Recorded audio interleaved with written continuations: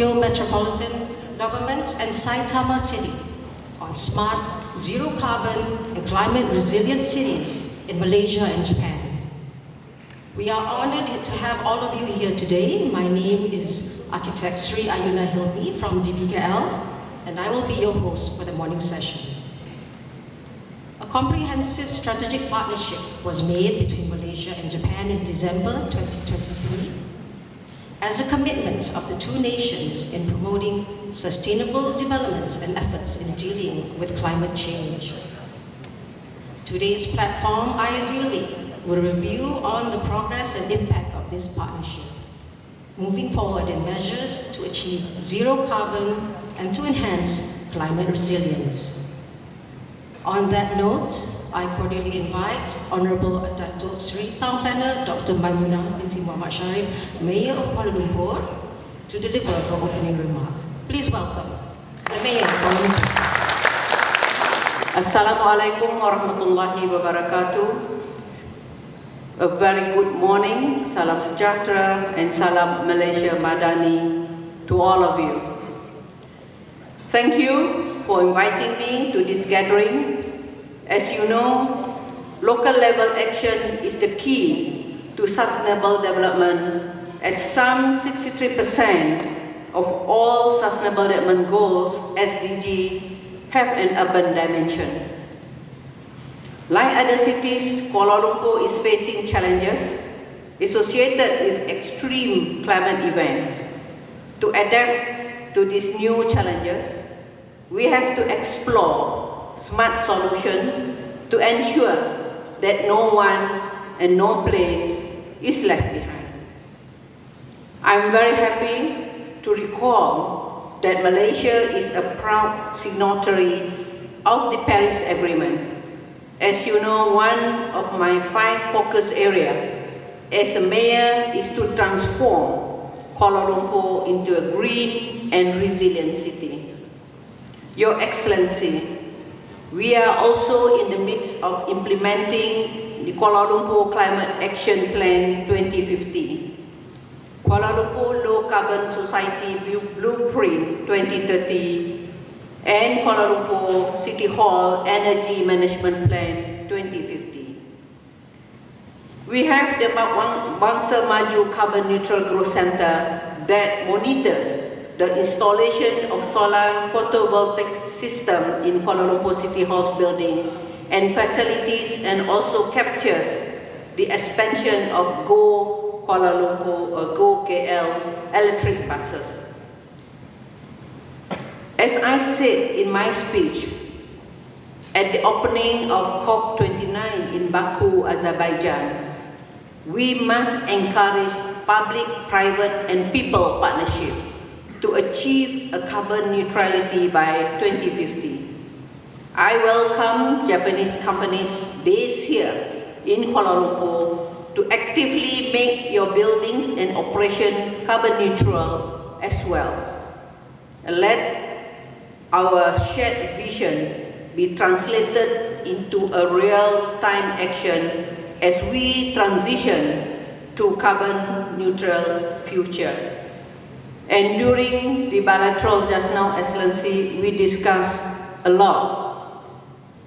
And one of that, I think that we should pursue is the collaboration between the Japanese companies, Japanese industrialists in Kuala Lumpur, in Malaysia, together with DBKL, with my people, with my community, so that because now Malaysia is the chair of the ASEAN, and we would like to showcase that our program and our vision of smart city, smart people during the ASEAN this 1 year, because as I mentioned to you earlier, we will be hosting, Kuala Lumpur will be hosting around 128 programs in Kuala Lumpur itself during this 1 year ASEAN Chairmanship.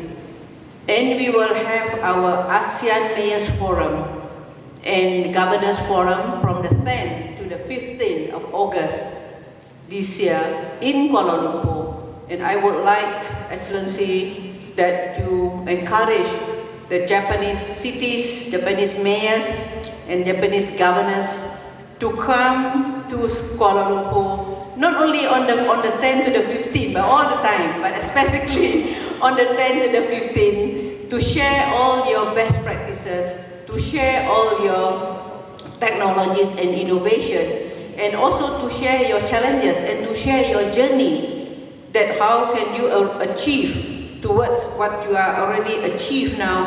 As I mentioned to you earlier, we were at one time, we have a policy, Look East policy, during our former Prime Minister Tun Mahathir. So I think this is, and the relationship and the friendship between Kuala Lumpur, Malaysia and Japan. I think recently your Prime Minister was here. There are a lot of things that we've been discussed with our Prime Minister. So please, these are the opportunity, I think, for us to work together and also to bring your not only the industrialists, is also in terms of the university and the academician, the thinkers, the urban thinkers, the Japanese urban thinkers, to come over to Kuala Lumpur and join us, because in this building in Kuala Lumpur, we have the Kuala Lumpur Regional Training Center.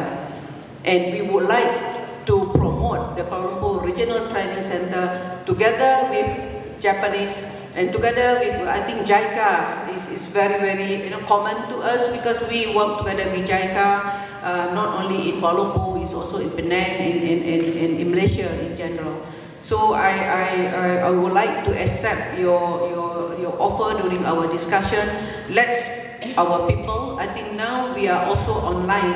I think these are not only the few people in front of us, but it's also online with Saitama and also with Tokyo and Kuala Lumpur. And you can see, I'm not sure how many just now, I saw it's 150, it's already online. So I also call upon those online to come to Kuala Lumpur, visit us, and share your best practices, share your journey, share your knowledge, and so that we can have our planet, a better planet, not only for us, but also for the future generations. So, and again, our long-standing partnership, as I said, with the government of Japan and the Japanese community here in Malaysia can help us to build resilient and sustainable global partnership. Not only in terms of work, it's also in terms of culture. Your Japanese garden, your culture, your Bon Odari, that have a Bon Odari in Kuala Lumpur. We did it in Penang every year.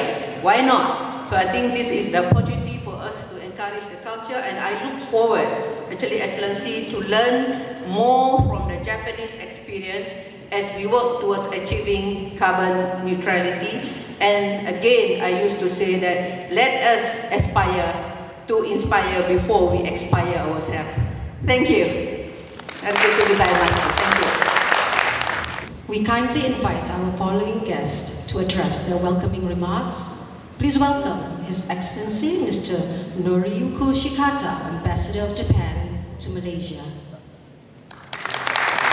Ladies and gentlemen, it is my great pleasure to attend today's high-level talks, a review on progress made for smart, zero-carbon and climate-resilient cities in Malaysia and Japan, and to say a few words. The Tokyo Metropolitan Government and the City of KL, with the support of the Ministry of the Environment of Japan, started the city-to-city collaboration in the field of decarbonization in 2019. Focusing on the decarbonization of public buildings. In 2022, Saitama City, with its expertise in developing decarbonized urban districts, joined the collaboration as part of the second phase of the project.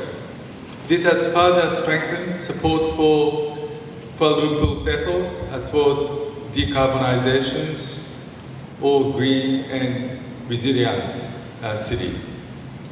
I look forward to hearing about the progress made so far and the future prospects for the collaboration among the three cities in topic 1 today.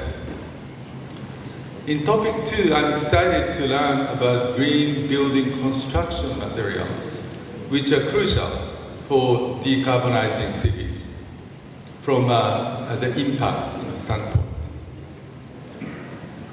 10 days ago, Prime Minister Ishiba visited Malaysia and held a summit meeting with Prime Minister Anwar.